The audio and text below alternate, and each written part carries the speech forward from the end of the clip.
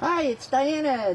It's Friday Feathered Facts again, and today we're going to tell you about the Buteo genus. There are 4 different species of hawks in Montana. We have 2 right here. We have a 3rd one that decided not to join us today, so we'll be talking about her separately. Oh, my friend Art is here to tell you about the red-tailed hawks. So of our 4 Buteo species in Montana, the red tail is probably the one you see most often. Very common generalized feeders, very widespread.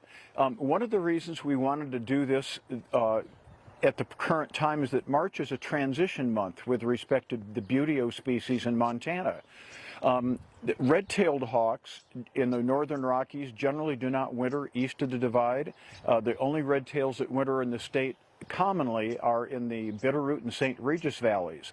Our northern Rockies red tails are not highly migratory, but they do disperse and drift toward the south in the wintertime. They're coming back about this month of March. And I have here the Swainson's hawk, which is the longest migrator.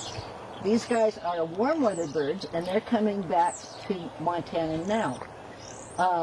They spend the summer here where they nest, and then in the fall they head south. They go to Argentina, 7,000 miles, and they make that trip mostly nonstop. Now, UCLA does sleep studies on animals, and they studied the Swainsons to figure out how they do that, and what they determined is that when they're migrating, half their brain sleeps at a time, and the other half keeps them flying. Now, we know that whales and dolphins can do that. We don't know, they're studying more animals to see who else can do that. They like to think that all long distance migrators do, but they don't know until they've studied them all. Another interesting thing that makes the Swainsons different is that when they're here in the summertime, their diet consists primarily of small rodents. They will take birds, small birds, but they'll get them on the ground for the most part, not in the air like falcons do. But when they get to Argentina, their diet changes and becomes primarily large insects. So these guys are helping the farmers on 2 continents. So we also were going to show you a rough-legged hawk. However, she decided she didn't want to participate this morning, and there's no way to make her. The rough-legged hawks are kind of the opposite of the Swainsons. They are cold-weather birds.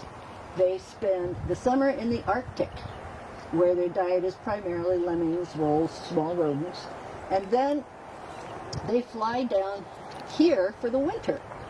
So you will see rough-legged hawks, and they're beautiful birds, in the winter here, but you will see the Swainsons here in the summer. So there we are. These guys are in the sky, as Art said. They're on their way now. They're traveling.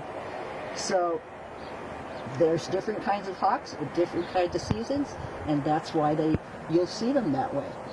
So take care. Thanks for joining us.